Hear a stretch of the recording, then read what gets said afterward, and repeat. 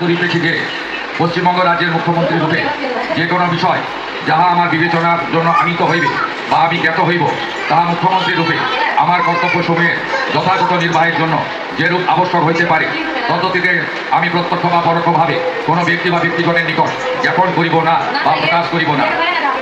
এর প্রতি আমি অকৃত্রিম নিষ্ঠা ও আনুগত্য পোষণ করিব। আমি সার্বভৌমত্ব ও অখণ্ডতা রক্ষাব।